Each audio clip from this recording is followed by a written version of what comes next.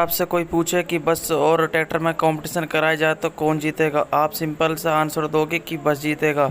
लेकिन इस एक्सपेरिमेंट को करके दिखाया क्रेजी एक्स वाई जेड ने, तो इसका पूरा वीडियो का क्रेडिट जाता है crazy X Y Z YouTube channel को।